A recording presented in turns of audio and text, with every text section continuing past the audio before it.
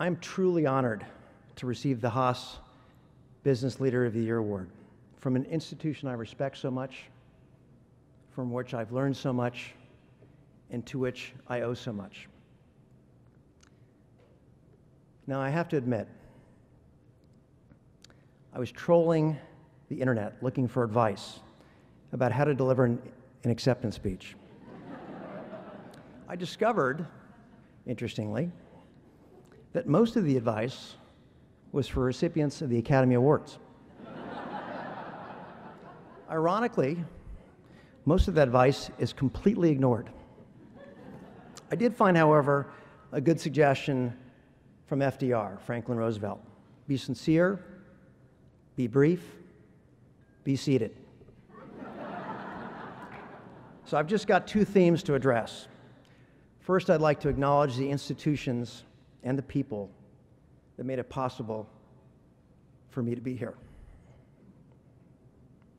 And then I'd like to review a couple of observations I made along the way, both of which are consistent with the school's core values. You know, there's a great saying, I am a dwarf standing on the shoulders of giants. I'd like to recognize four giants. The first is the United States of America. This may surprise you, but the Bernstein family did not come over on the Mayflower.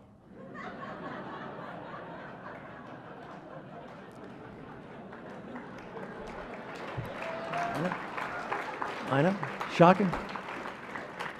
Our family is from Eastern Europe and Germany. This was not a safe place to be in the early part of the 20th century.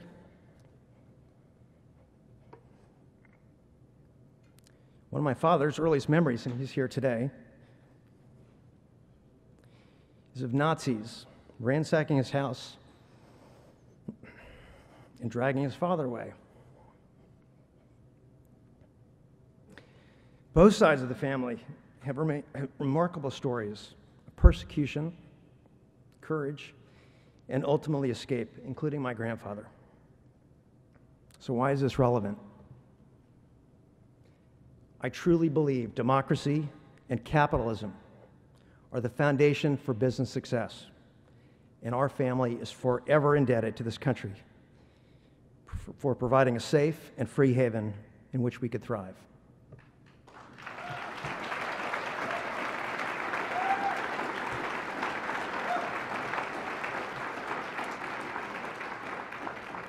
So Rich told me to keep my comments light and airy. How am I doing, Rich?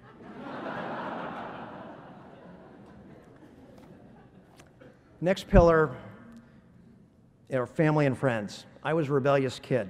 I created lots of conflict, but my parents never squashed my fiercely independent streak. Work hard, never give up, and you can do anything, they said. But I think I heard that in reverse order, which led to some remarkable acts of idiocy. But having survived those acts, I remain under the illusion that I actually can do anything, and this has been a perpetuating positive force in my life. I also want to recognize my wife, Marcella.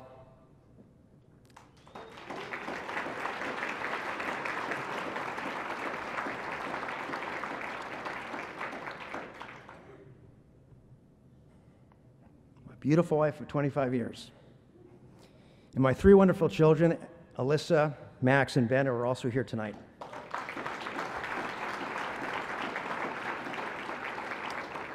They've suffered through constant moves, my long hours, but they've kept me centered, and I love you. I have many friends here tonight, too. I have a small but close group of really close friends.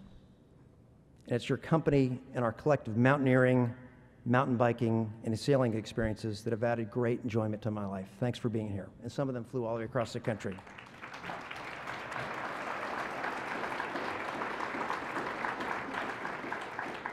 To Goldman Sachs, who gave a naive kid from Berkeley a chance, I'll tell you a little story, and I remember this vividly.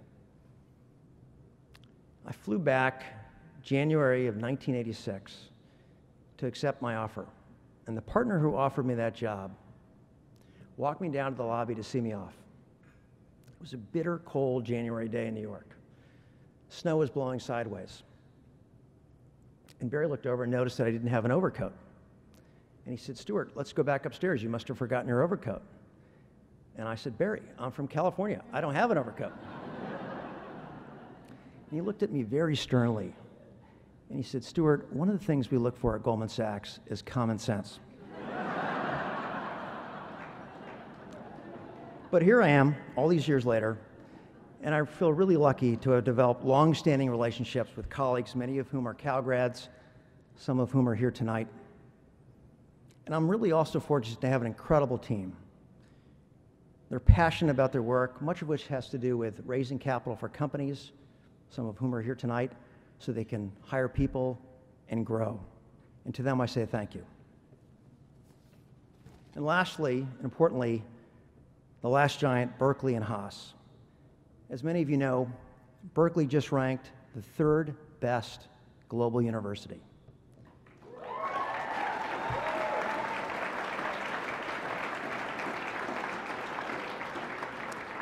And even with state cutbacks, it still fulfills its public mission to serve talented individuals regardless of means, and that's very important.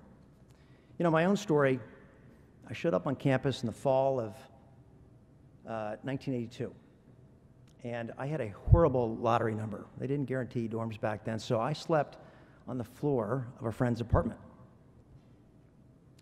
I also didn't get a single class I registered for.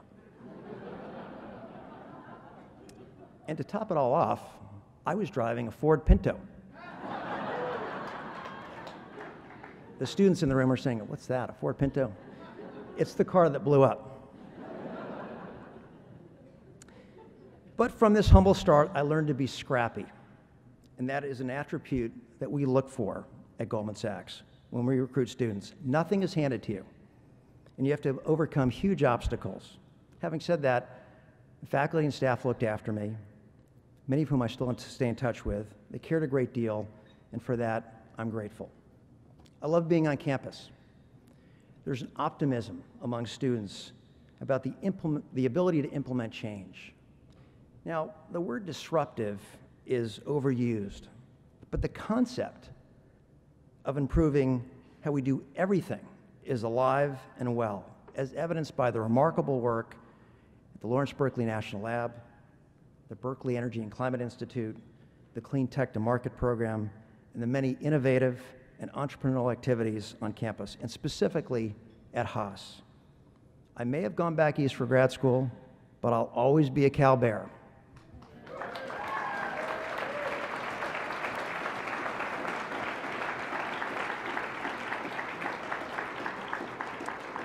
So let's move on to the 2 observations. One of Haas's core values is question the status quo, and as a troublemaker, I love that. I've always thought things are rarely as they appear and never as good or as bad as everyone else thinks.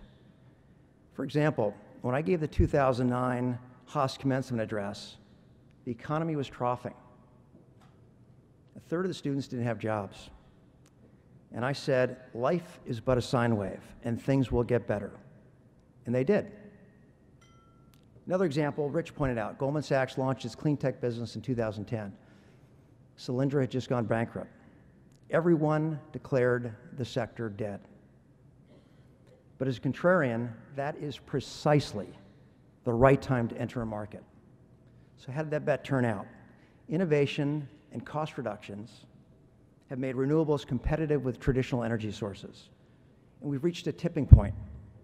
Utility-scale wind, electric vehicles, rooftop solar, and LED lighting are being adopted at 100% growth rates these days. So the next time you hear a prediction, use first principles.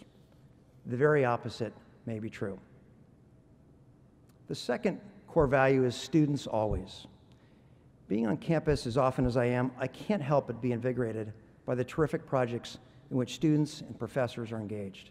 These include turning waste heat into electricity, producing innovative and flexible batteries and solar panels. In fact, the students always value and leading through innovation motto were inspirations for me as we built a net zero home together.